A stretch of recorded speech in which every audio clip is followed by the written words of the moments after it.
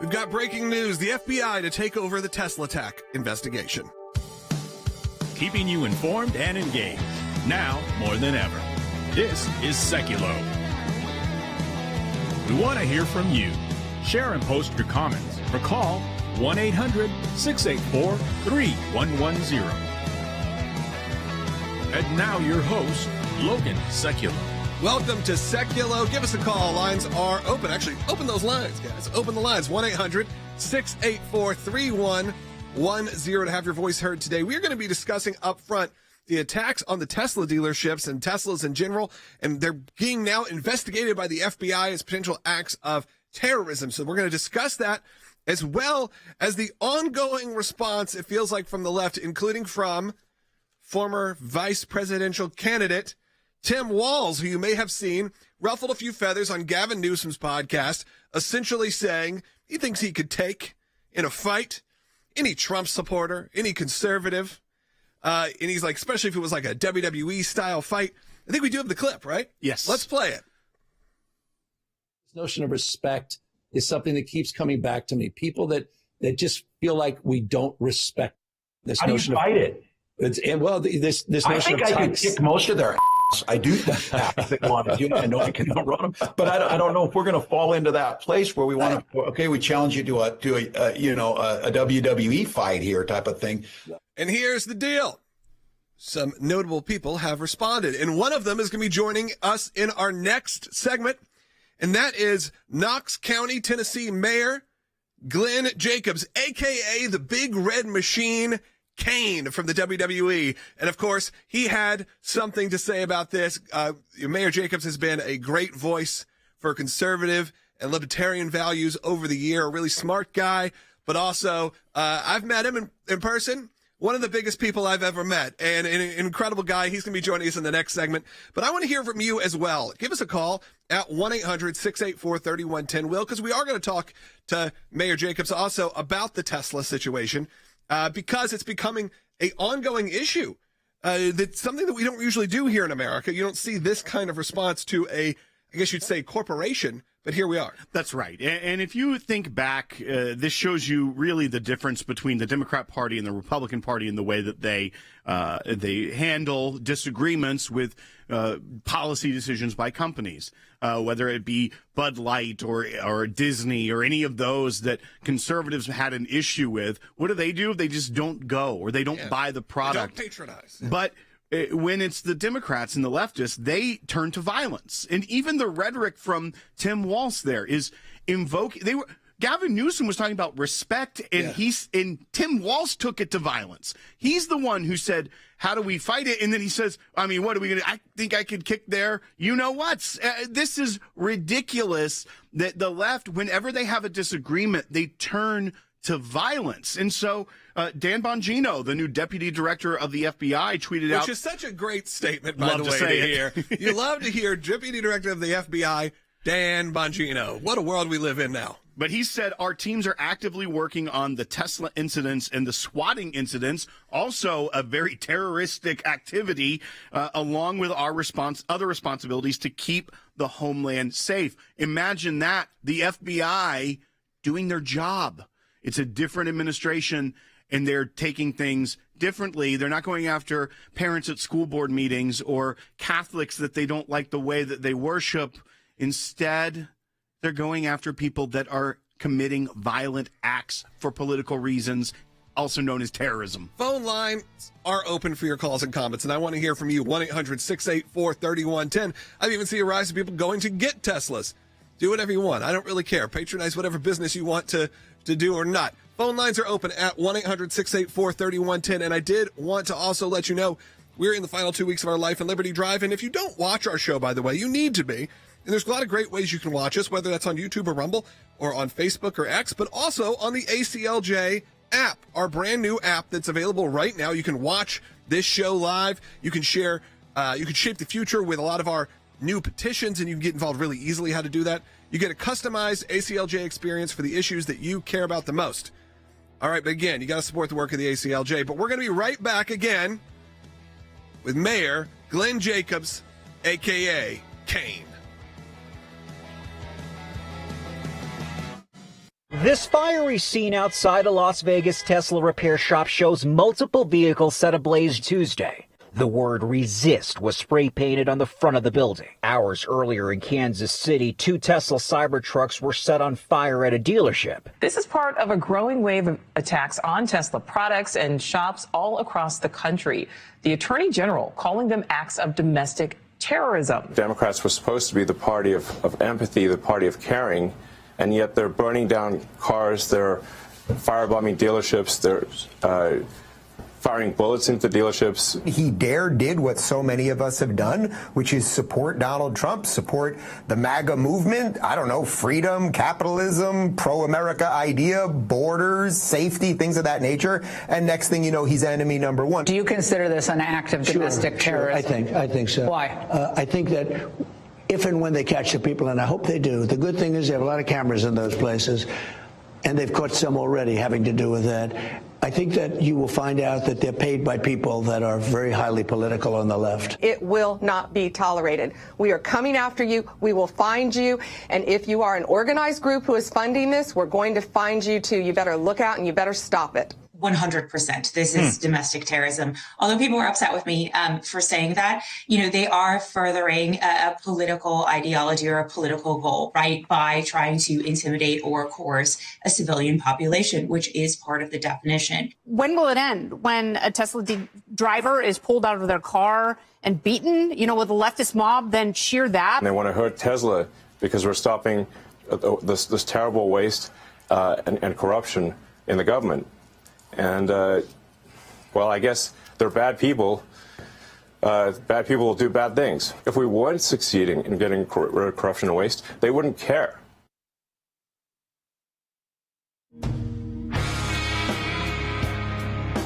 Welcome back to Sekulow. Yes, that music can mean only one thing. And we are joined by a very special guest, and that is Knox County Mayor, right here in the great state of Tennessee, Glenn Jacobs, a.k.a. Kane. And, of course, this is in response, Mayor Jacobs. We're going to play real quick the clip here that came out from the Gavin Newsom podcast of Tim Walz. Made quite an interesting statement referencing, the WWE and all of that. And, of course, you had some words of response. I will tell you, Mayor Jacobs, we are on also some Christian radio stations, so we got to be careful with our language, so you will hear it bleeped out.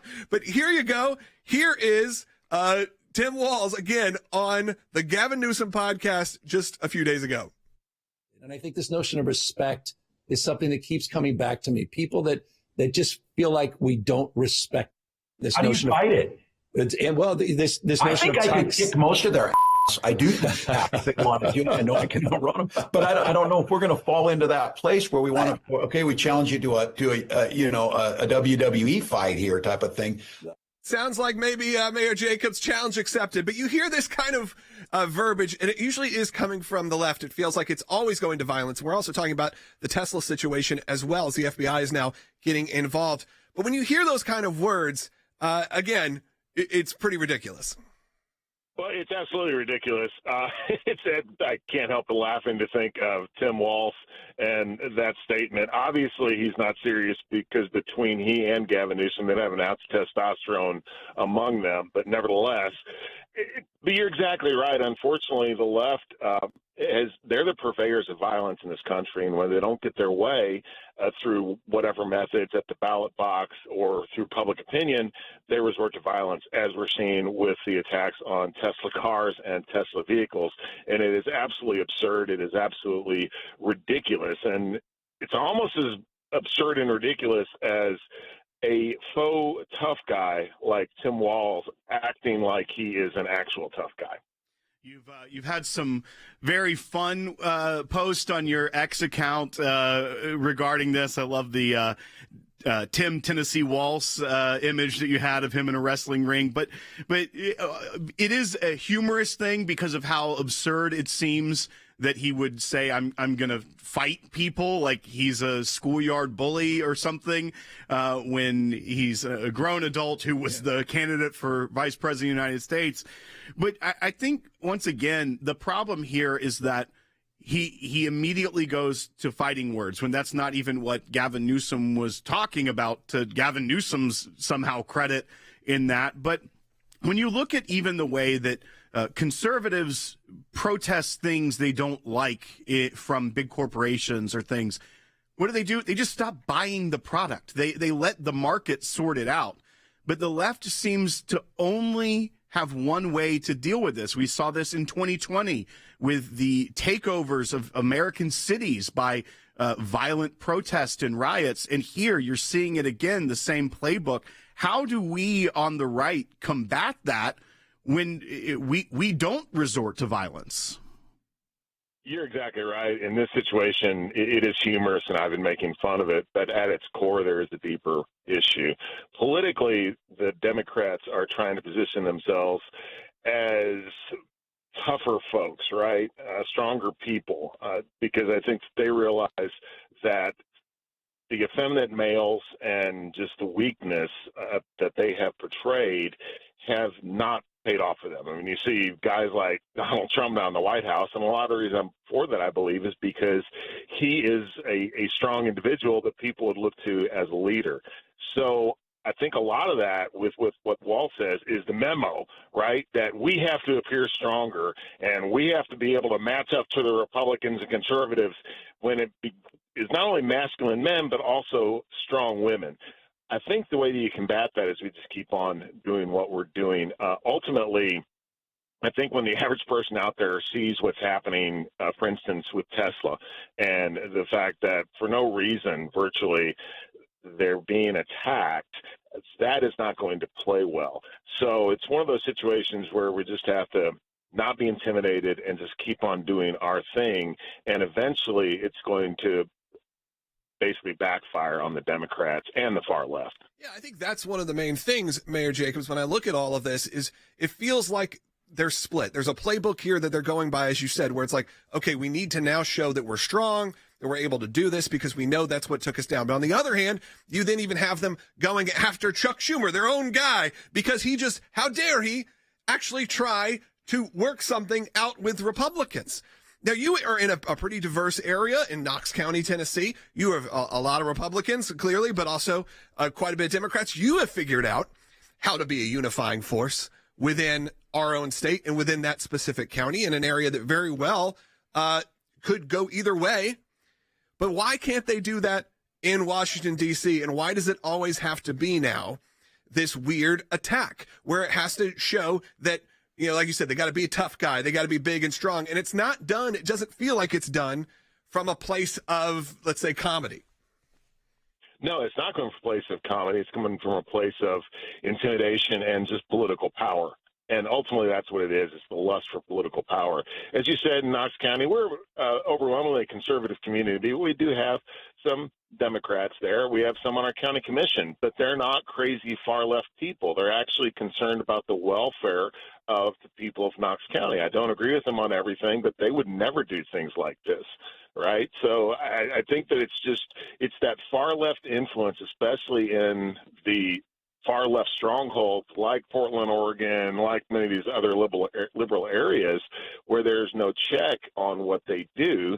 And again, ultimately it might be fine in those areas what they're doing as far as the public perception, but in other areas like Knox County, Tennessee, and Tennessee in general, we're just looking at this shaking our heads.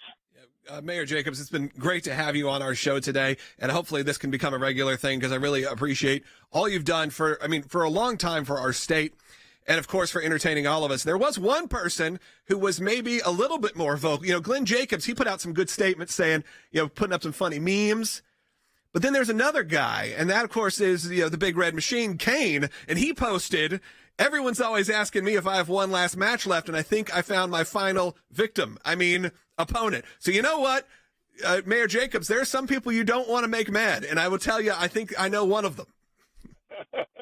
Well, even coming from my friend Kane, that was somewhat tongue-in-cheek because I don't think Tim Walz is ever going to get in a ring with the big red machine. Right. Thank you so much, Mayor Jacobs, for joining us. And again, you're welcome to come back anytime. We'd love to have you. Will, that was pretty cool. That was a top moment for us here, I think. That was really, really cool. Absolutely. We're going to continue this conversation, by the way, because a lot of you are now asking a lot of questions, and a lot of the questions you want to have answers for. Coming up in the next segments, we're going to have Harry Hutchinson joining us as well to break that down. But I'd love to hear from you at 1-800-684-31 That's 1-800-684-3110. And know that because we actually have a FBI that can get stuff done, we are actually going to be progressing a lot on some of the issues you've heard about here at the ACLJ, including, we're going to talk about next, the whistleblower situation, because now we're able to take a different, path on how we're going to deal with the FBI, how we're going to deal with the administration, because before it was very combative. But now you have Kash Patel, now you have Dan Bongino.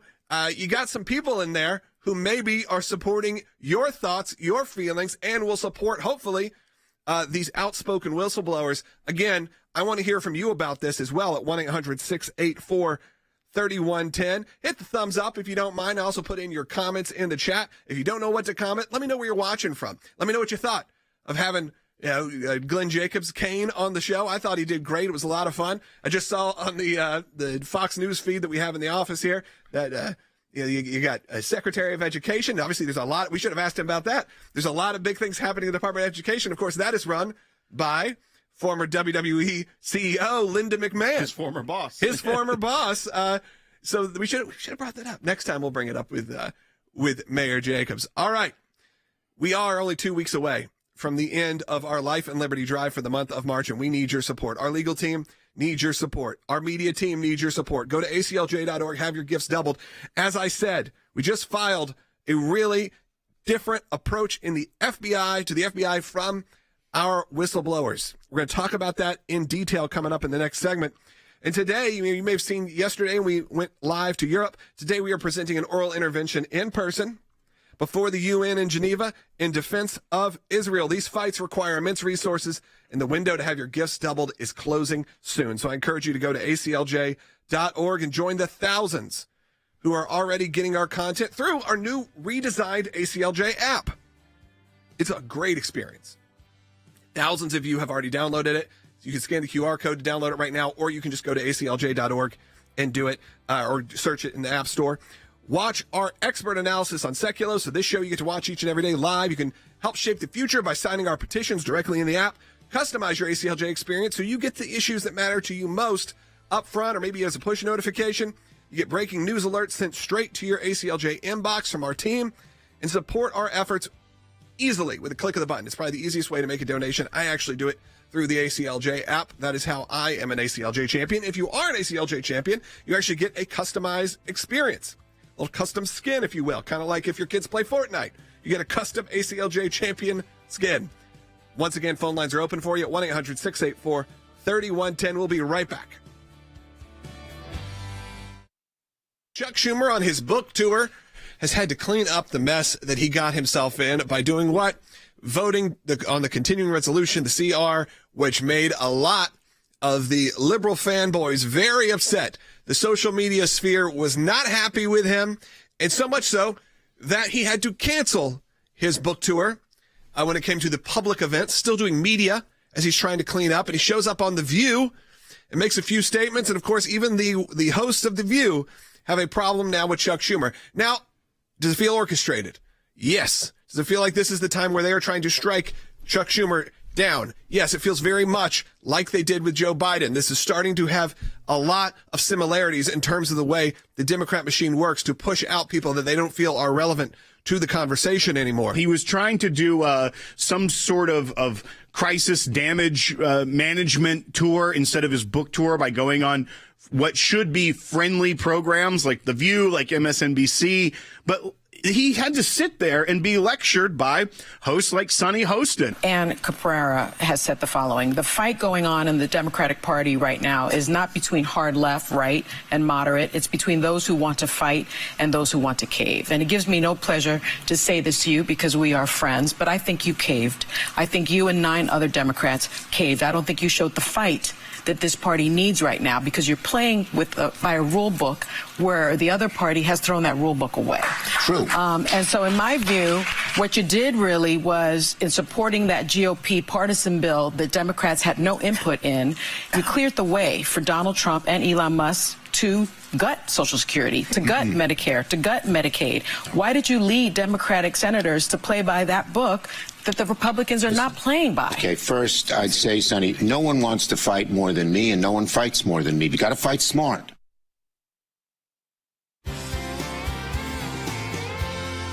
Welcome back to Sekulow. Phone lines are open for you at 1-800-684-3110. We are going to move and talk a bit more about the FBI because, as we know, the FBI has now taken over the attacks currently on Teslas and Tesla dealerships. We're going to discuss that. But I do want to take a quick call because it is connected to the last segment before we move on. Cyrus is calling in North Carolina and is watching on the Salem News Channel, which is also available every day from 12 p.m. to 1 p.m. Eastern Time. We are live on the Salem News Channel, which you can get on Pluto, you can get on their website, or you can get on Samsung Plus. A lot of different options there. It's absolutely free. Cyrus, you're on the air.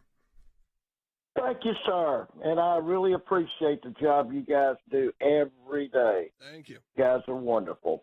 My comment today is, you know, I see the Democrats today kind of eating their own when it comes to the situation with Schumer and comments that they make and so forth. But something that a lot of people do not realize, that Reagan and Tip O'Neill had a lot of interaction back in the 80s when Tip was the Speaker of the House. Yet, every day or every so often, they would have dinner together and be handsome friends at the same time. It seems that we had more unity during that time than why we don't today. Yeah, Cyrus, I think a lot of people feel that way. And what's interesting is someone who was raised in the 80s and 90s is that we had that built into us, that there was this cordial relationship between parties, cordial relationship between people in Washington, D.C. That all eroded for us maybe around 2002, 2003, post 9/11. After the initial unity, it kind of fell apart. And it feels like I was talking to my friends and they were like, we need to get back to where it was. It feels like it's going to be very difficult to get back to those days when you have those kind of fighting words from both sides that are not willing to really sit down and have real conversations. However, it's not impossible. It's not something we shouldn't fight for and shouldn't look for. However, if you go, let's say now 10 years before, 20 years before, let's say you go 100 years before, it has never been anything but a blood sport in politics. That's right. I mean, Andrew Jackson's wife famously passed away because of the stress of the things that were written about them in the newspapers, in the press, which she could not handle it. And think about how long it would have taken to even get to them. Right. You're not talking about people who are dealing with tweets, as Will would say, X posts. You're talking about getting stuff from Pony Express, whatever it may be, to get the news. Did you see what they wrote about us 3 weeks ago? Yes, and then it caused so much chaos, right, that she passed away. The stress of it, it has always been that way. We had like a respite for it, I feel like, in sort of the kind era of the 90s. But that's not to say we shouldn't fight back for that. We shouldn't be looking towards that. I believe that it would be a great society where we had no wars. Okay, and I'm talking about that within our own country, and I'm talking about that also overseas. So within our own country, yeah, maybe you shouldn't be vandalizing people's cars or burning down car dealerships because you don't like the owner that just sent up a rocket that saved 2 of our astronauts who had been stranded in space. Why? Because you know what you can say about Elon? You may be able to not like his rhetoric. Okay, he's an abrasive guy. But at the end of the day, he has created businesses that are unlike any other in our country's history. So much so that he could send up a rocket to save astronauts. So much so that he could build electric cars that actually people like, that actually sold. He could create the Cybertruck, which is maybe the most divisive car ever, and I see them everywhere. That's right. And but to go back to Governor Walz, he is celebrating the demise of American ingenuity in business. He said this on his tour of town halls that he's going around. This is bite 5. And I've got an interesting point after we play this about even what he's saying. On my phone, I know some of you know this on the iPhone, they've got that little stock app. I added Tesla to it to give me a little boost during the day. 225 and dropping. So, and if you own one, we're not blaming you. You can take dental floss and pull the Tesla thing off, and take out, just telling you. It's ironic to me because the state of Minnesota, in their retirement fund, so where workers of his very state that he's the sitting governor of, the government in the retirement fund has about 1.6 million shares of Tesla. So as the governor is parading around the country celebrating the loss of retirement for his citizens, that's what's wrong with this type of rhetoric. It's one thing if you're an individual and you're wanting to boycott a company or things of that nature. But when you have a governor that was trying to be the vice president of the United States, celebrating the demise of an American company and the loss of value of an American company, when he, as the chief executive of the state of Minnesota, he's also celebrating seeing people that have government pensions lose value and lose their livelihood. That is the truth about what Tim Walz is doing. Yeah, and he's trying to keep this momentum going, okay? No one knew who Tim Walz was until a few months ago. And as we do with most vice presidential candidates, no one remembers who the losing vice presidential candidate is pretty quickly. We all start to forget them. I mean, you can go through them. Sure, if you pushed me, I could tell you who they were, but most people move on very quickly when you're a loser of a loser. Okay, it's just sad. It's not, maybe not even sadly. It's just the truth. So Tim Walz is on this tour to try to keep his brand relevant because they got whooped, as he would have said, probably. They got just destroyed, and he shows that he could not take the supporters of the Trump supporters. But he's going to go out there and make all these statements and use all these pre-scripted moments to try to keep his brand relevant. Why? Because there are hints of people pushing him to run for president next go round. Good luck with that.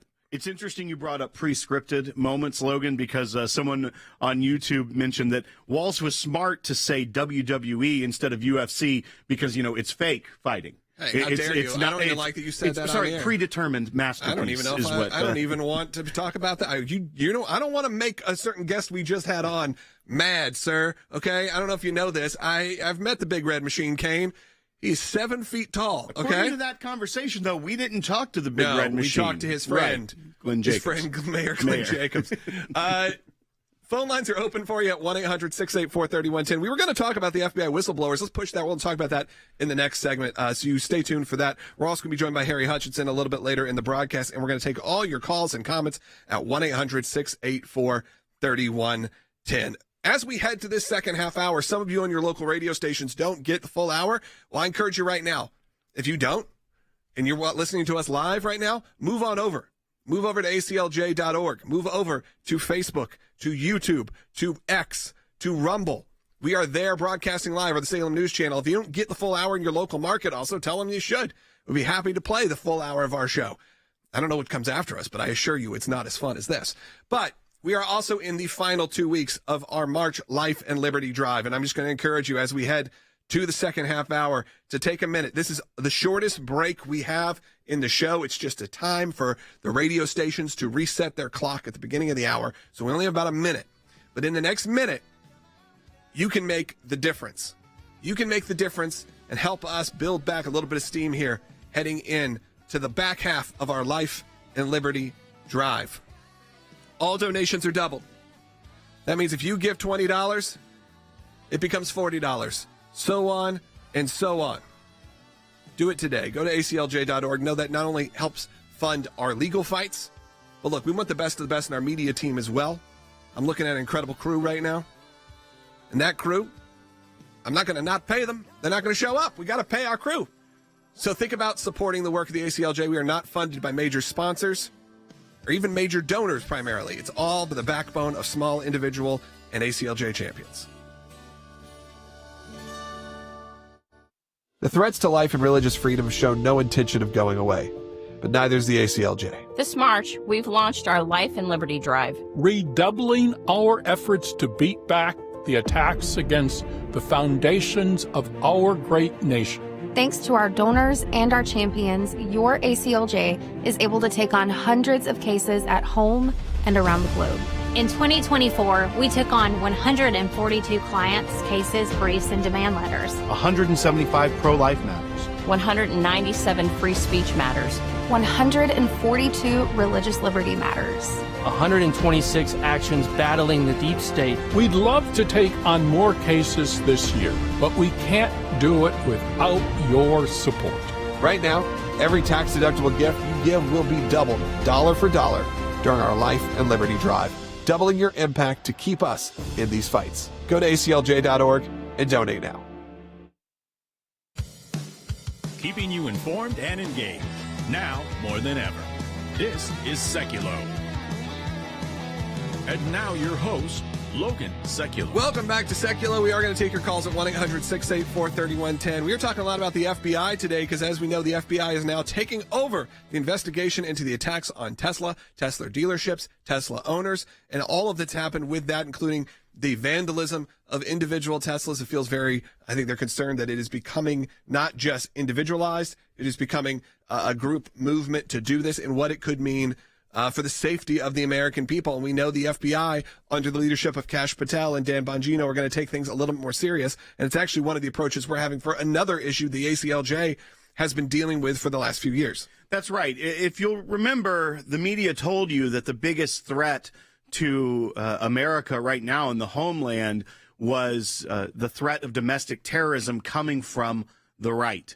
In reality, what you see is that as soon as they don't get their way, the left is the one who resorts to terrorism. And the definition of terrorism, the use of violence to achieve political, social, or ideological goals. That's exactly what's happening when it comes to torching Tesla facilities and doing all of these intimidation tactics like swatting, which is very, very dangerous, is going on now that the left isn't in power. You weren't seeing these things when President Biden was the president, because that wasn't really the biggest threat to Americans, was violence from the right. However, because of that narrative that was going on at the FBI, there were brave whistleblowers under the last 4 years that came forward and said, not all of this is what we need to be focusing on. We need to be doing the real work of the FBI. People like Special Agent Garrett O'Boyle, who, with a 2-week-old daughter, was transferred to another field office. In mid-transit, they suspended his security clearance and suspended his job without pay indefinitely. So he's been caught in limbo for 30 months because of what the Biden administration and the Biden DOJ did to him. You've seen the testimony. We've played it before, where he said, I wouldn't tell other people in the same position to come forward as whistleblowers because the FBI will crush you and crush your family. They couldn't even get their possessions out of transit for a long time because the FBI was in possession of them and he was suspended. We actually have a court filing that's due on April 4th, so just a few weeks away, where we are fighting. It's O'Boyle versus the DOJ, trying to get this overturned in the court system. But also, there's a new FBI. So we're taking another tactic, and we've got it here, interesting to think about, where we are sending, along with Empower Oversight, who you've heard Tristan Levitt on the show before, talking about the good work of them protecting whistleblowers. But we, along with Empower and the Banal Law Group, have sent this letter to the FBI asking them to reconsider the revocation of Garrett O'Boyle's security clearance. And since it is new people like Kash Patel and Dan Bongino, we think we can get this. This is what we're asking for specifically, Logan. We want the revocation decision to be reversed. Special Agent O'Boyle's clearance should be reinstated. He should be immediately returned to duty and provided back pay for his time on unpaid leave. And we're hoping that with this new leadership, we can get this done for a brave, patriotic American. I think it's important we do have to go into this. I have to tell this to our team, too, as we start working on the show, is we need to start reframing the way we think about these departments, because there's been so much shakeup and so much change. And for the last 8+ years, we've been thinking of the FBI as sort of the issues that they've had where they have been targeting people because of their beliefs, not doing the jobs we want them to do. But now we have Kash Patel. Now we have Dan Bongino. The new sheriffs are in town. We got to make sure that we treat them that way too and give them the opportunity to right some of the wrongs of the last 8 years. And we're going to do that right now for our whistleblower that we represent, again, Garrett O'Boyle. Phone lines are open for you at 1-800-684-3110. Harry Hutchinson's going to be joining us in the next segment, but I'd love to hear from you right now. Give us a call. And of course, as we head to the break, I'm going to keep telling you, you got to support the work of the ACLJ by going to aclj.org and have your donations doubled. Do it right now. You've heard me push about this. Well, it's because it's a very important time because we've only got 2 weeks left in this March Life and Liberty Drive.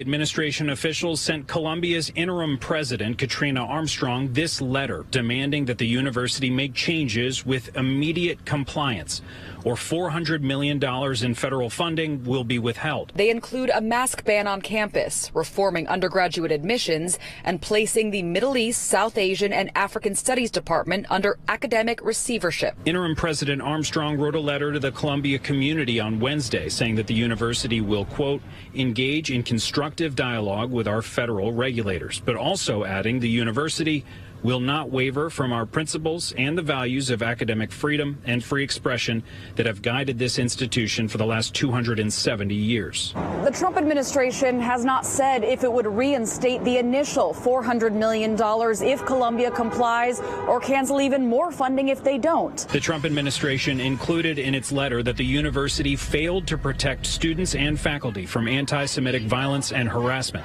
and also made clear that its involvement in university practices does not end with compliance to the initial list of demands. Secretary of Education Linda McMahon has said she met with Columbia's interim president, describing the meeting as productive. Columbia is one of 5 universities across the country that is being investigated for these claims of not doing enough to protect against anti-Semitism. The other ones, UC Berkeley, Portland State University, Minnesota, as well as Northwestern. The president made certain attempts to let the universities know that this will come if they won't step up their game.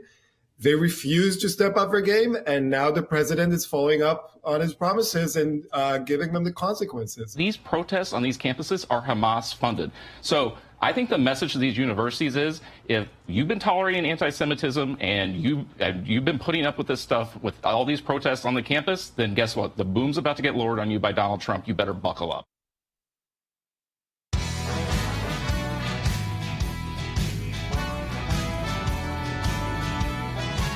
Welcome back to Sekulow. Phone lines are open, and in the next segment, we're going to take as many of those calls as possible, so stay on hold if you're on hold, or give us a call right now. We got 3 lines open, 1-800-684-3110. Harry Hutchinson's joining us in studio now. As well, not only are we talking about the FBI taking action for whether that is investigating these attacks on Tesla, or how we are going to now respond to the FBI on behalf of our whistleblowers, because, again, there's new people in town. We got Dan Bongino, we got Kash Patel, a whole new group of people involved in the FBI. But also, there's been some movement about the protesters and some of the issues that have arisen in college campuses.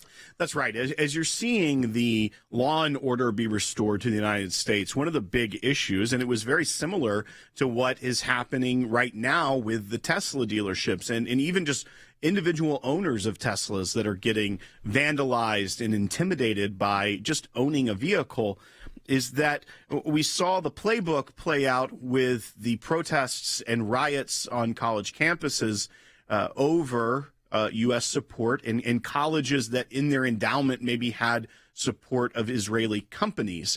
And what we're now seeing, Professor Hutchison, is how much can change when you apply some pressure to these universities. You have kind of two-pronged effort here, and that's one, the federal funding that goes to many of these elite universities that have billions of dollars in their endowments, but still get, I don't know, hundreds of millions of dollars from the taxpayers. As soon as you're starting to threaten that because they are not protecting the civil rights of their students and the ability for them to have a safe place to be educated, then all of a sudden they start to change their policies at places like Columbia. But also, one of the deepest rots within academia, which you have talked about for a long time on this broadcast, are the ideologies of many of these professors and what they're spewing in these classes. And many of these that are here on work visas or green cards are now finding out that if you maybe support Hamas, if you go visit Lebanon for the funeral of Nasrallah, that maybe you're not welcome in the United States to spew your rhetoric to impressionable minds. I think that's precisely correct. So for a long time, terrorism and anti-Semitic activity has been welcomed on college campuses, in part because such activities are seen as deeply anti-American. And many universities are basically rotten, if you will, with anti-Semitic and anti-American activity. But there is a new sheriff in town.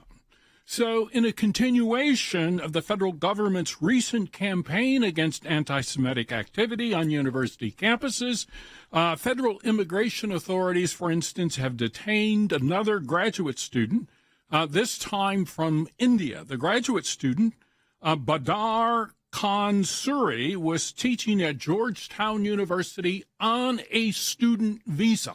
What does that mean? It means the individual was privileged to remain in the United States. This particular individual was sympathetic, apparently, to Hamas. And so this detention matters for several reasons. First, it shows that America finally has a president who does not suffer from cognitive disabilities. America now has a president who welcomes the opportunity to strike a blow against anti-Semitism and domestic and foreign terrorism rather than support it. So if you put all of this in context, if you look at the terrorist activity against Tesla, if you look at the disruptions that are occurring on university campuses, it's possible to knit all of this together as a campaign, a deliberate campaign, basically, to destroy and weaken America. And we now have a president, we now have a Secretary of State who is prepared to take action, prepared to deport, to arrest, and remove individuals who wish to spew this objectionable rhetoric. Yeah, it's certainly not an American value. You know, I feel like a lot of people have differences of opinion. We should be able to respect our differences of opinion while not resulting to either violence or racism or hate or war. Those are things that, you know, should not be happening here within our own country. Unfortunately, the rhetoric of the media also has really lit this up to where it feels justified. The people who are attacking these Tesla dealerships or individuals are not doing it out of a place maybe where they think they're committing some sort of atrocity. You're robbing a bank knowing that it's wrong to rob a bank. They are thinking that this is maybe an American thing they should do, which is to vandalize people's private property. We saw this in the campaign, that when you allow the media to continue to call someone Hitler over and over and over again, people end up doing bad things.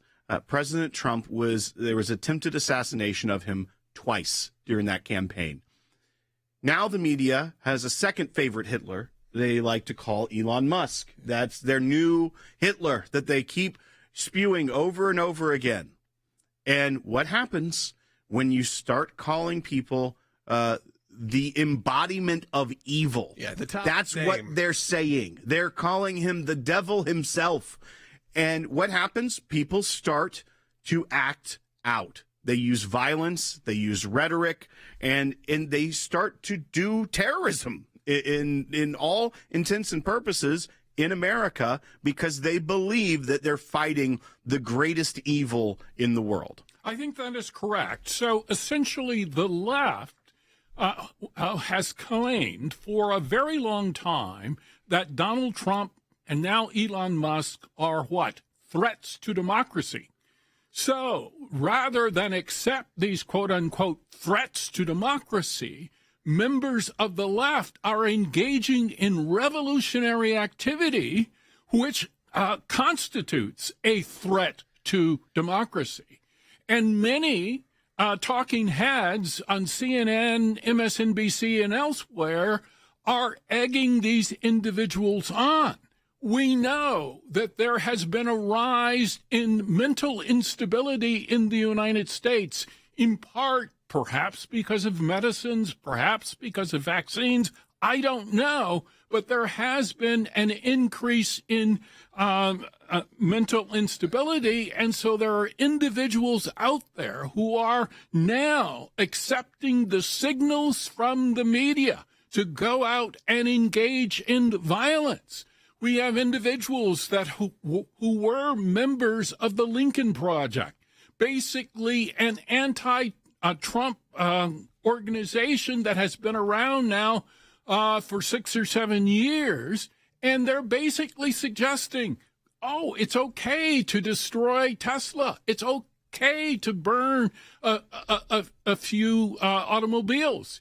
And individuals are accepting this invitation to engage in violence, which is unacceptable. This administration is fighting back both against graduate students and against domestic terrorists.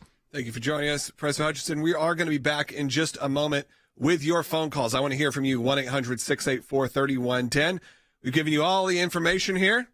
But what we're doing, whether that is the FBI's response to the Tesla crisis, or maybe it is the FBI that we are going to now address for issues that we've been dealing with the ACLJ for years, like our support of whistleblowers like Garrett O'Boyle, we are trying now a new approach, because now we're not dealing with a hostile regime. We are not dealing with a hostile administration that doesn't want truth and honesty. So if we can help out, let's change the way we present things to the FBI, because the FBI, we got to remember, though I know for the last decade we've been talking about the issues within the FBI, and I'm sure there are still some issues as they're only a few months into their jobs. But the heads of it, Dan Bongino, Kash Patel, these are people that we know have a lot of the same values as our supporters here at the ACLJ. So our clients now, we can have a different level of influence than we haven't had in a number of years. I would say even before the first Trump presidency. Because the first Trump presidency, especially early on, we were able to get a lot of things done. We were able to get Pastor Brunson out of prison. Those kind of things were happening, but still behind the scenes, there was a lot of those what you'd call quote-unquote deep state actors still running the show in terms of the FBI, the CIA, and all of that. Now, second time around, learn from what you've accomplished before, learn from your mistakes before, and we have some change in store. So I want to hear from you right now, 1-800-684-3110. Got a couple lines open, so it's a great time to call in because we got one more segment left, and I like to hear from you. You've already heard from some of the leading voices today, whether that was Will, President Hutchinson, Glenn Jacobs, Mayor of Knox County, and a great public figure that you've probably seen. But now we get to hear from you. Phone lines, like I said, are open at 1-800-684-3110. And we are in the final 2 weeks of our Life and Liberty Drive. That's right. Put that QR code up on the screen if you're watching. Scan it. Support the work. We're about to go into commercial breaks. It's the perfect time. And remember, those commercials you hear on some of your local stations, that's not going to us. That's going to your station. So support us financially because we don't have big sponsors paying for this. We need your help to keep this show going and to keep it fully independent. ACLJ.org. Scan the QR code. We'll be right back with your calls and comments. This fiery scene outside a Las Vegas Tesla repair shop shows multiple vehicles set ablaze Tuesday. The word resist was spray painted on the front of the building. Hours earlier in Kansas City, 2 Tesla Cybertrucks were set on fire at a dealership. This is part of a growing wave of attacks on Tesla products and shops all across the country. The Attorney General calling them acts of domestic terrorism. Democrats were supposed to be the party of empathy, the party of caring, and yet they're burning down cars, they're firebombing dealerships, they're firing bullets into dealerships. He did what so many of us have done, which is support Donald Trump, support the MAGA movement, I don't know, freedom, capitalism, pro-America idea, borders, safety, things of that nature. And next thing you know, he's enemy number one. Do you consider this an act of domestic terrorism? I think so. Why? I think that if and when they catch the people, and I hope they do, the good thing is they have a lot of cameras in those places, and they've caught some already having to do with that. I think that you will find out that they're paid by people that are very highly political on the left. It will not be tolerated. We are coming after you. We will find you. And if you are an organized group who is funding this, we're going to find you too. You better look out and you better stop it. 100%. This is domestic terrorism. Although people were upset with me for saying that, they are furthering a political ideology or a political goal, right, by trying to intimidate or coerce a civilian population, which is part of the definition. When will it end? When a Tesla driver is pulled out of their car and beaten, with a leftist mob, then cheer that? And they want to hurt Tesla because we're stopping this terrible waste and corruption in the government. And, I guess they're bad people. Bad people will do bad things. If we weren't succeeding in getting rid of corruption and waste, they wouldn't care.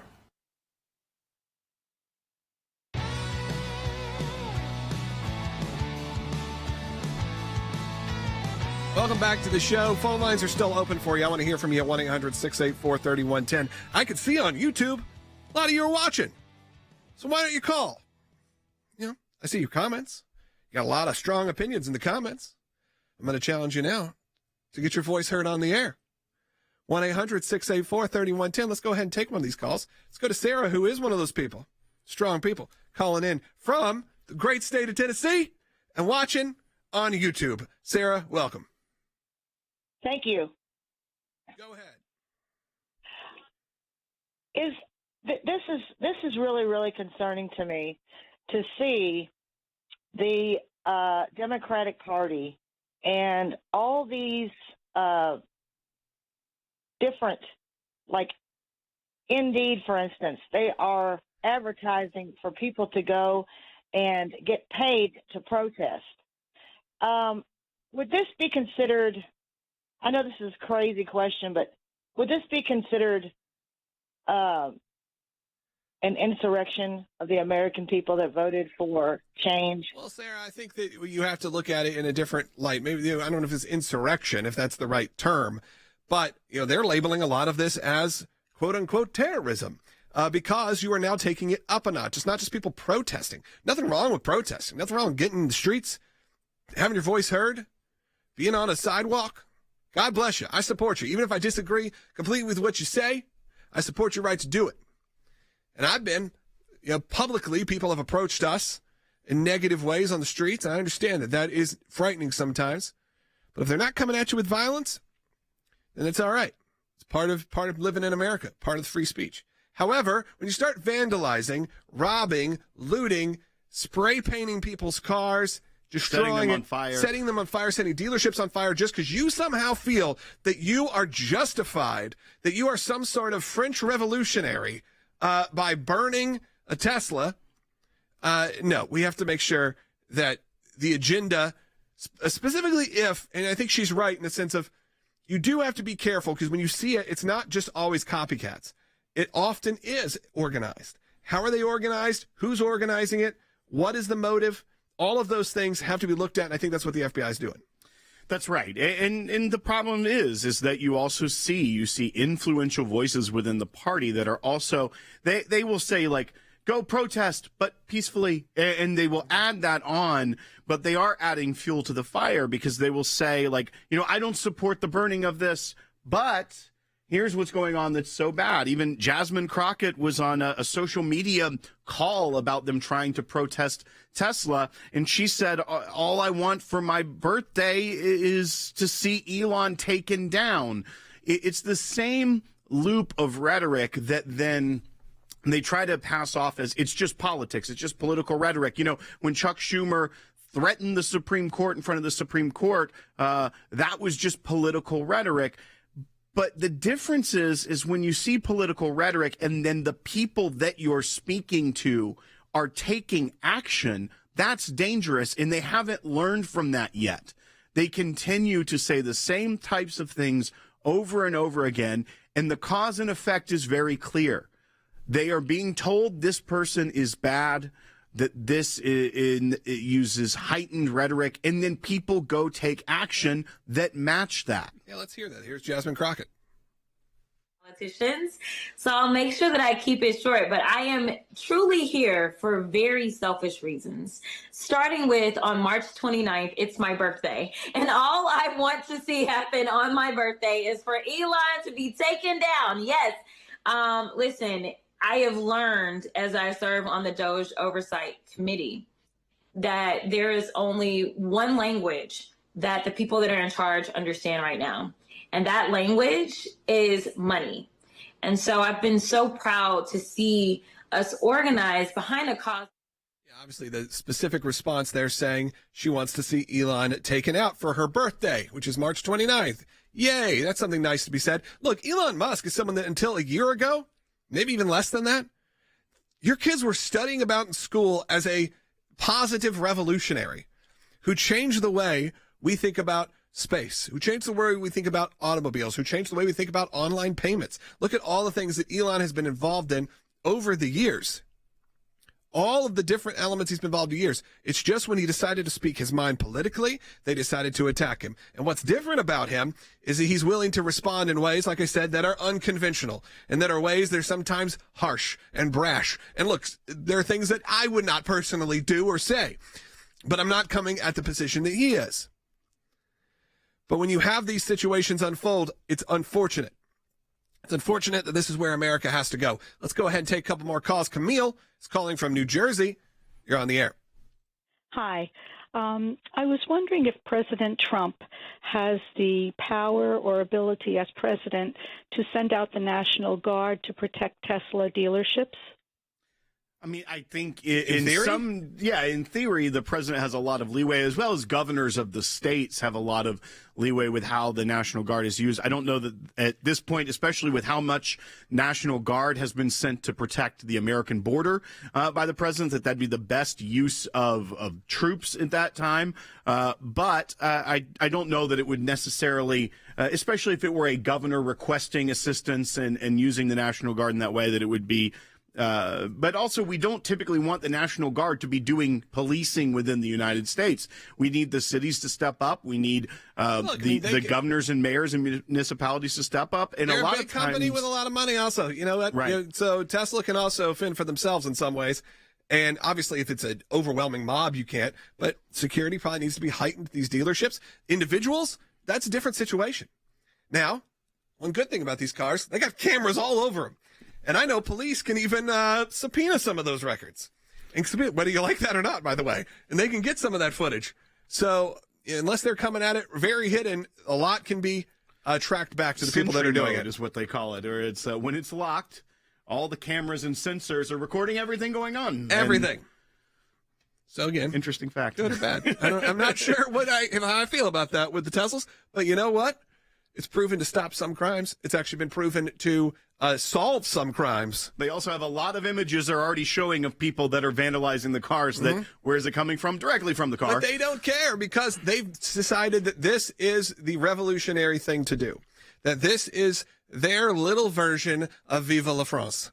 But here we are. Let's go. You want to take this call? We're going to run out of time. Hey, Ray, I'm sorry. We're going to have to just take you another day. Give us a call back later because we're in the final 2 weeks of our Life and Liberty Drive, and we need your support. And I only got a minute left to give you this pitch, and I'm going to do it one more time. As you heard, overseas, we are presenting an oral intervention right now in person. Remember, we got to pay for those flights, the hotels, everything. That's not cheap. Before the UN in Geneva in defense of Israel. And look, we got to be there because no one else is going to. And we just filed a formal request, as Will said, to the FBI because we want to get Special Agent Garrett O'Boyle, our whistleblower. We want to get him his security clearance back. We want to get his gig back.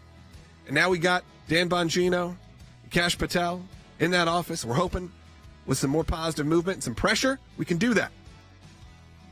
These fights all take immense resources. You know that. You've heard me say it.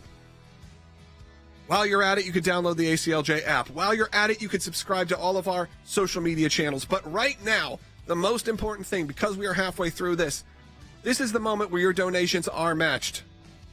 That's why we leave this QR code up on the screen here for the last few seconds. Not because I don't want you to not see my pretty face. Of course I want you to. But what I want you to do is go to aclj.org. Because we're not able to do this show. We're not able to do any of this work without you. Again, no major sponsors. We are totally independent. No one tells us what we can or can't say. And that is because you are the ones who support this show and this mission. Talk to you tomorrow.